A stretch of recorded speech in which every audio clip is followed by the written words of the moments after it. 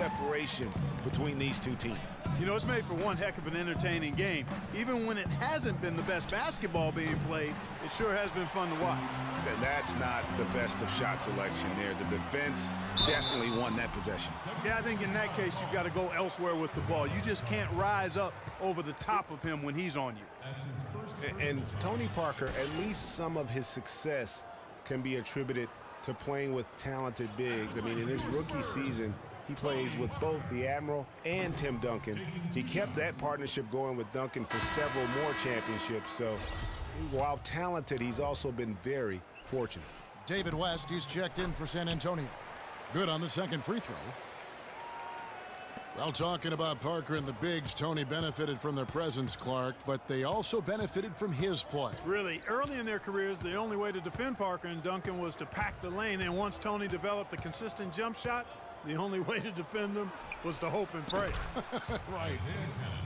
It has been nip and tuck through the first half. No kidding. I mean, neither team has been able to hold the lead for any length of time, guys. So close. Exactly, guys. The way it's seesawed back and forth, unbelievable.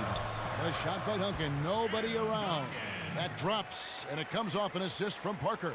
Nice pass. He got the ball right into his teammate's shooting pocket. On time and on target. There's the pick. Pass to Covington. Lots of room. The shot is good off the backboard. Covington's got his first bucket in this one. Looking at the last game for San Antonio, it was a win against Portland. And really an emphatic win for them, especially considering that it came in an opponent's building, and there's no question it was their offense that carried them. I love the way they went and got this game, Greg. I mean, they attacked at every opportunity, never relaxed or sat back, and as a result, they eventually pulled away. Here's Iverson, following the basket by Tim Duncan. Here's Okafor. No stopping him there. Jams it in as he's fouled. Chance now for a three-point play. That's on LaMarcus Aldridge. And great effort on the boards, and what a mean dunk that was, Kev. I mean, you just will not see him ever quit on a play. That guy is a handful. You've got to have a body on him, Clark, at all times. And you know what? Sometimes that's not even enough. He'll go around, over, or through you to get to the pumpkin. And Philadelphia making a change here. Marshall's checked in.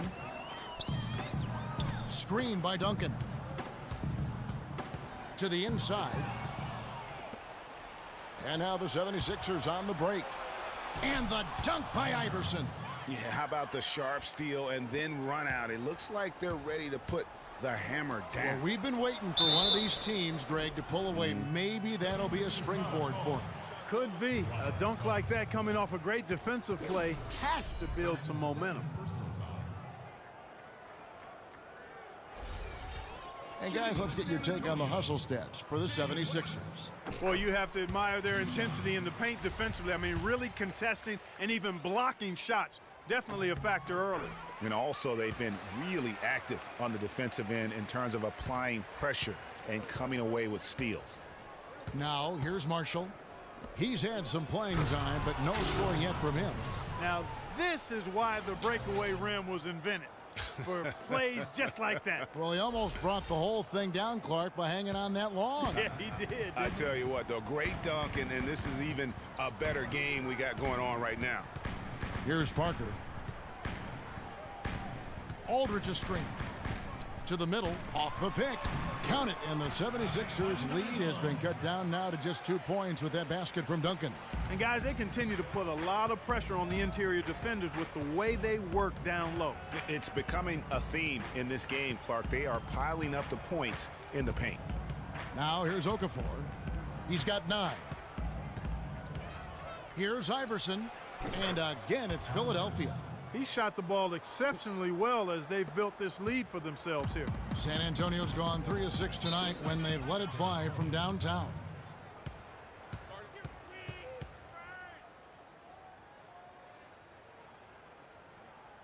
And San Antonio calls the first timeout of the game. Yeah, and you can tell they're just a little out of sync. I think he just wants to get everybody back on the same page. Yeah, I like this timeout, Greg. I think it's a good one because it looks like they need a minute to talk things through here. Kawhi Leonard's checked in for Duncan. Here's West. And so he draws the foul on the shot. A trip to the line to shoot two. Well, David West's usage and overall numbers have ticked away with time. He's still as efficient as ever. Yeah, not the over 50% field goal guy he used to be, but still a valuable contributor on the block. And for West, a lot of what he brings to the table is just professionalism, leadership, and a real example of how to get the most out of what you've got. He keeps everybody on the team focused, too. When he speaks, guys listen. Thompson, he's checked in for Robert Covington. Now here's Okafor. 14 points from him the last game against the Thunder in Oklahoma City. Clock at 6. The 76ers need to get off a shot. Thompson misses. West guy's still very strong as a player, but clearly it's his leadership that sets him apart. Does all those little intangibles that help teams win games. And that one's good. Parker. The defender was spinning around like an agitator in the washing machine after that crossover. I think you're right. Looks a little bit dizzy after that one. Now here's Okafor. He's got 9. No slowing him down. Just incredible numbers for Okafor. 9 points, and he's rejected more than his share of shots today. An interior defense at its best, fellas. That's what we've seen out of him today. And this will be his second and third shots at the line here. And listen, San Antonio is an older team, actually the oldest in the league last season. And because of injuries and days off, they didn't get to feel that preferred starting 5 a lot last year. Boozer, he's checked in for Philadelphia. Stauskas comes in for Ezail Iverson. Now here's Marshall. Manu Ginobili unable to get his shot to go. Another miss by Philadelphia.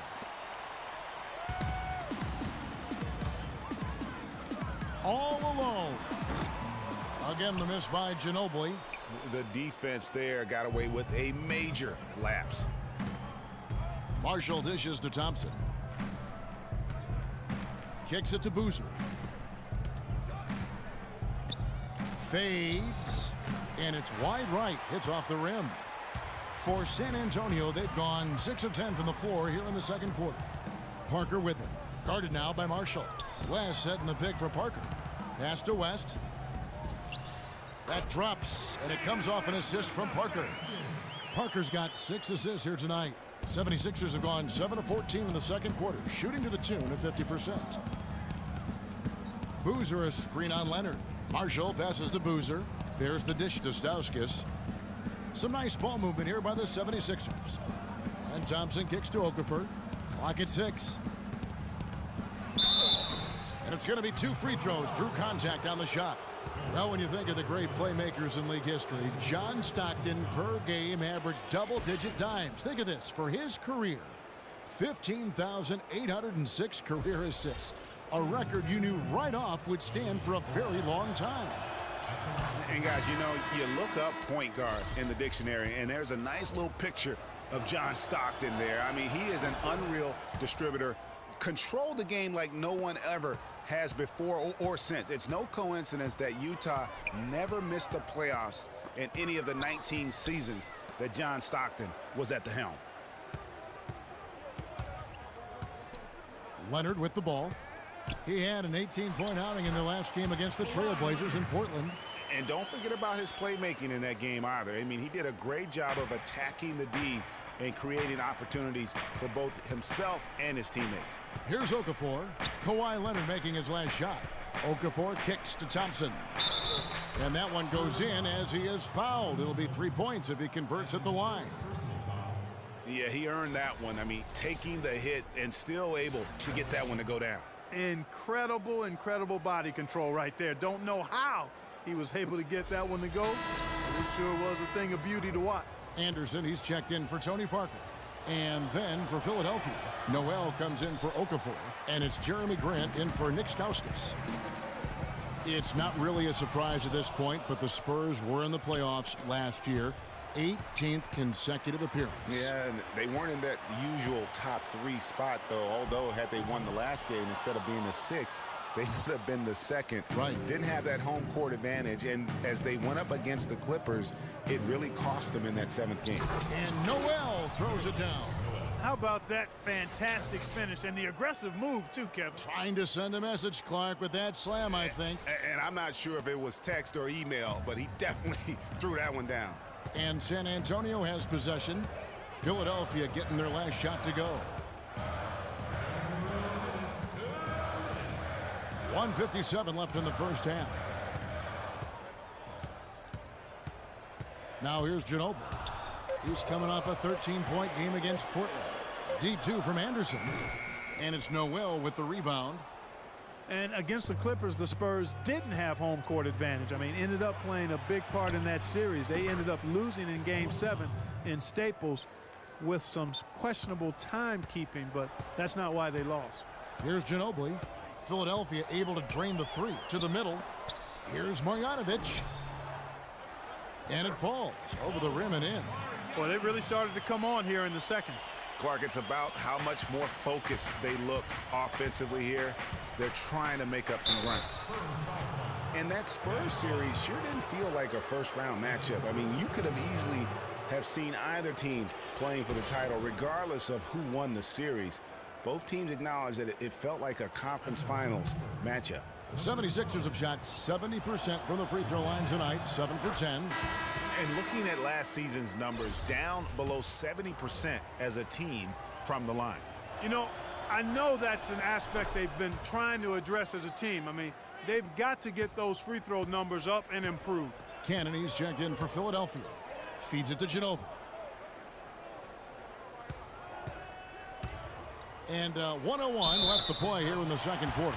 And it goes as the official calls the foul. Count it. He'll shoot one more at the free throw line. For San Antonio, they have taken 10 shots from the free throw line up to this point and made 6 of them. That's his first personal foul.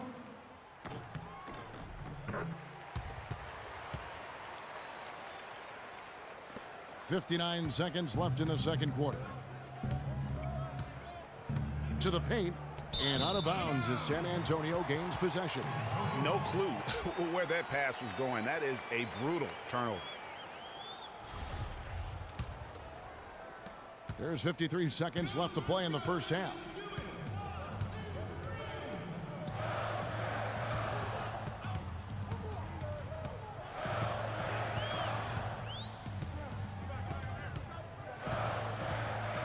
They set the pick.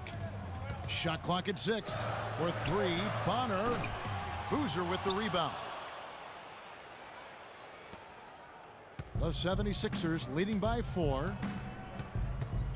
Dishes it to Cannon. 7-second difference. Shot and game clock. Grant, right side. Here's Noel. Rebound, San Antonio.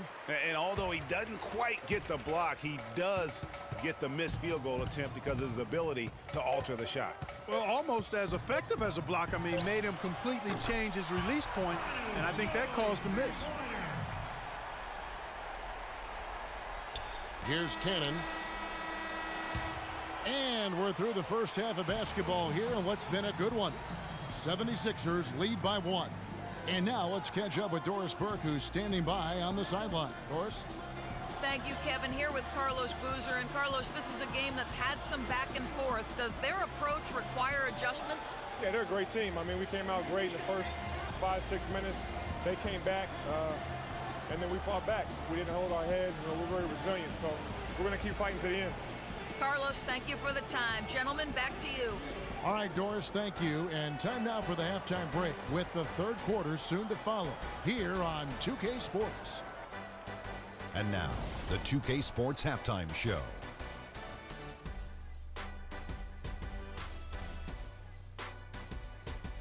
And an exhilarating first half, to be sure. Welcome back. I'm Ernie Johnson alongside Kenny the Jet Smith and Shaquille O'Neal.